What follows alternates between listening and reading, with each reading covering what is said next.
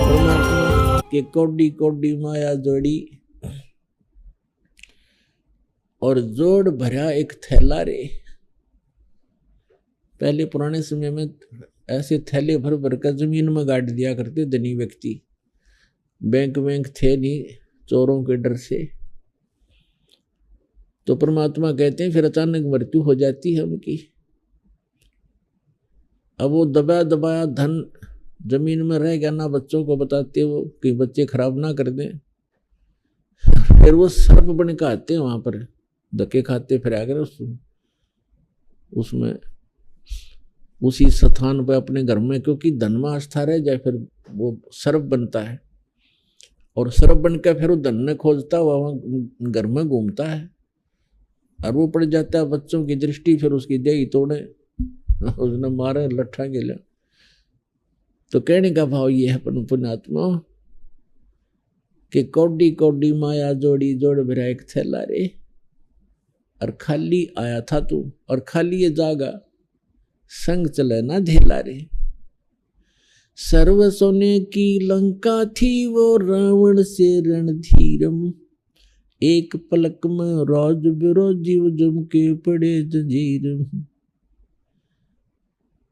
रति कंचन पाया नहीं रावण चलती बार। एक ग्राम सोना भी रावण साथ नहीं ले गया जब जहां से जाने लगा। और सारी सोने की लंका बना रखी थी। तो पुण्यात्मा परमात्मा कहते हैं तुम रावण जितने धनी भी ना हो सकते, कितने पैर पटक लियो। और वो कुछ ना लेकर गया, खाली हाथ गया यहाँ से, सत भक्ति ना करके। हालांकि रावण भक्ति भी करता था पर तमोगुणी भगवान शिव की करता था। तो आन उपासना भी करना ना करना बराबर है। चाहे छोटा मोटा यहाँ से राहत तुम्हें मिल भी जाओ उससे, उसका फायदा क्या हुआ। फिर बताते हैं मात पिता तेरा कुटुंब कबीला, यो कोई दिन का मेला रे। सबको मालूम है इस बात का। अब बड़ी दुर्दांत घटना अभी केदारनाथ के ऊपर उत्तराखंड के अंदर घटी है, ये हृदय से हट नहीं रही कि श्रद्धालु भगवान के लिए वहां गए थे। भगवान तो वहां था नहीं, काल और गले में मौत और गले में डाल ली। अब परिवार के परिवार नष्ट हो गए। आराम तो बैठे थे सभी, कोई कुछ कर रहा था, कोई कुछ सोच रहा था, भविष्य की स्कीमें बना रहे थे। और एक सेकंड में कैसा नाश हो गया, खंडर बन गया। वो जिसने पूजन गए थे उसका नाम निशान नहीं। तो उस भक्ति अगर सही हो तो कोई दिक्कत नहीं, मौत मात भी देखी जा, वो भी हमारे बस की बात नहीं। भगवान के लिए तो हम तड़पते ही रहेंगे। लेकिन ये कोई भी शास्त्र प्रमाणित साधना नहीं है कि ऐसे तीर्थों पर जाने से, ऐसे धामों के में वहां जाके पूजा करने। पूजा तो घर पे कर लो अगर कोई करनी है तो, वो भी लाभ देगी। लेकिन ये जितने भी तीर्थ स्थल हैं ये पवित्र यादगारें तो हैं, लेकिन वहां जाने से मोक्ष नहीं हो सकता, सपने में भी नहीं हो सकता। वो तो जैसे हमारी गीता और वेदों में वर्णित विधि है उसके आधार से साधना करने से और फिर मर्यादा में रहने से मोक्ष होता है। फिर क्या बताते हैं परमात्मा, एक डाल पर दो पक्षी बैठे, एक गुरु एक चेला रे। चेला तो चंचल है भाई और गुरु निरंतर खेला रे। अब जैसे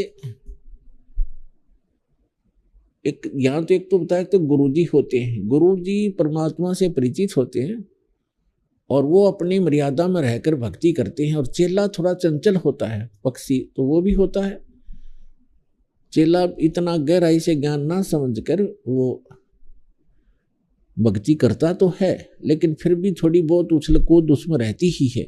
तो गुरु शिष्य में इतना अंतर रहता है। फिर बताया है कि फिर इसको क्लियर किया है कि इस पद का तुम भेद सुनो, कौन गुरु कौन चेला रे। यहाँ जो गुरु और चेले का जो वर्णन है उसके विषय में बताया है कि शब्द गुरु और चित्त चेला रे। ये मन, इसका जो मन का गुरु फिर बनाना पड़ता है, इसको जो मंत्र गुरु जी से प्राप्त है उसको शब्द कहते हैं। जो गुरु जी से मंत्र मिल गया तो इस मन की चंचलता समाप्त करने के लिए तरीका बताया है कि शब्द गुरु चित चेला रे। अब कैसे? इस मन की आदत है अटपट सोचने की, इधर उधर धक्के खाने की, तो इसको परमात्मा के चरणों में लगा दे। उस जो नाम गुरुजी ने दिया है उसके ऊपर लगा कर रखा है, अन्यथा ये मन आपको कहीं ना कहीं कोई ऐसी स्कीम बनावेगा, पता नहीं कहाँ धक्के खान ले जाओगा। चल पिकनिक बना कर आते हैं, और उन पिकनिक पर जाकर न ये आधे लोग तो वहाँ हिल स्टेशन पर गए हुए थे, उसकी केदारनाथ के क्षेत्र में, और वहाँ बेचारों को मौत मिली। तो कहने का भाव ये है कि इस मन को भगवान के ज्ञान में, सिमरण में, भक्ति में, प्रतिदिन के नित्य नियम में लाए रखें, और बाकी समय इसको अपना संसारिक काम में, निर्वाह के लिए काम में भी लगाए रखें। तब